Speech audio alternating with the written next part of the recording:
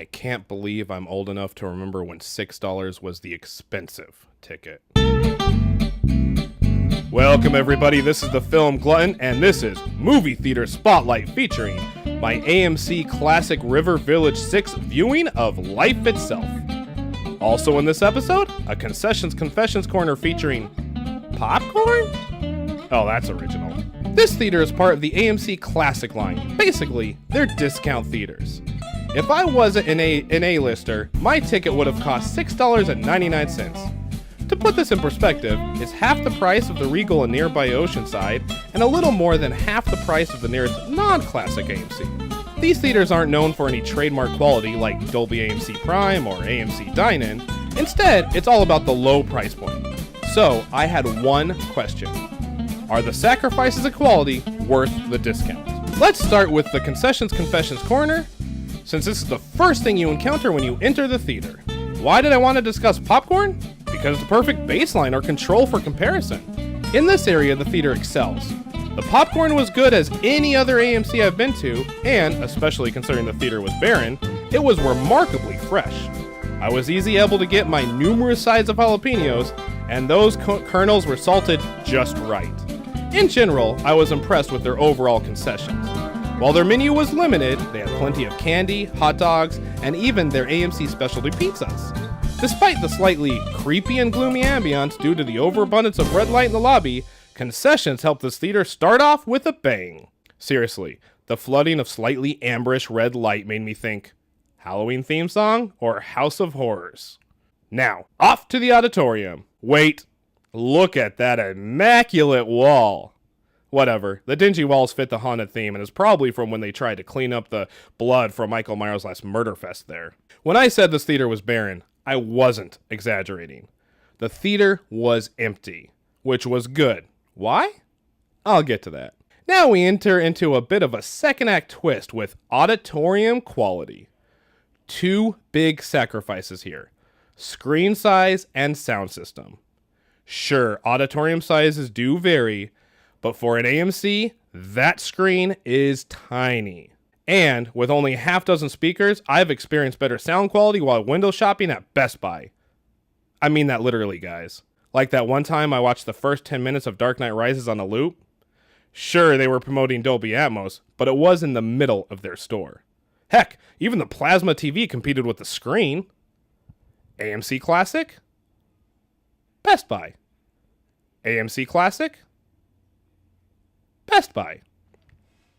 I can't even calculate the number of points lost here, but lucky for them, they picked up a few extra points in seat quality. Sure, these puppies aren't those faux leather comfy recliners you get at mini AMCs, but they were the top of the line in the late 90s, and their ergonomic design still holds up. In fact, I've paid top dollar for far less comfortable seats at AMC Century City. So, the verdict on this AMC Classic Theater? First, it's important to say, mini AMC Classics vary greatly, especially considering most are simply retrofitted old theaters AMC purchased, attempting to give the theaters a little more life while making a quick buck. I hope to cover more classics in future episodes to compare. However, overall this theater gets a decent passing grade. While I wouldn't recommend catching the next blockbuster here, it's a good alternative theater for many other movie choices. I mean, if you're still paying for movie tickets. Are there still people paying for movie tickets? As far as the movie, Life Itself, I adored it.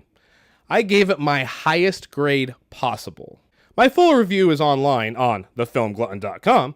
I worked hard there to explain why so many hated it, but I loved it. So here, I decided to provide a snapshot of my experience. Admittedly, one I probably shouldn't share online, but screw it, I have no ego. I'm an emotional guy, and films affect me. But even when I say I cry during a film, it's normally just the knot in the back of my throat and that deep feeling you get in your gut. This film did give me that, but then, actual tears. Once one particularly pivotal scene happened, straight waterworks until the credits. Just as the movie had promised, and similar to Life, they were tears of sadness, of joy, of sorrow, and beauty. That's why I was glad the theater was empty. Call me what you want, but by the time I left the theater, my eyes were more bloodshot than that time I saw Harold and Kumar. I admit to nothing. In conclusion, this was the same week my parents had their 54th wedding anniversary. While I'm not sure this was the best way to celebrate the occasion, I was glad I was around people I loved. We could all emote during the film, and after, we could all stay up a little too late, talking and making each other laugh. I finished the night with a good book and a great beer. Trust me, you'll need a drink, which is also covered in my review. Bonus points if you saw my dad during the video. The jackass decided to photobomb me. Well, anyways, that's it, guys. Have you guys ever been to an AMC Classic Theater? What do you guys think if you have? Comment below. Or if you've seen the movie, comment below. Are the critics right? Am I just an over-emotional movie addict? Maybe with slightly bad taste? I don't know. You let me know. Until next time, this is the Film Glutton, deeply thanking my parents for everything, including life itself, not the movie, wishing them a happy 54th anniversary, and reminding you to never turn down an upgrade. Have a good night, folks.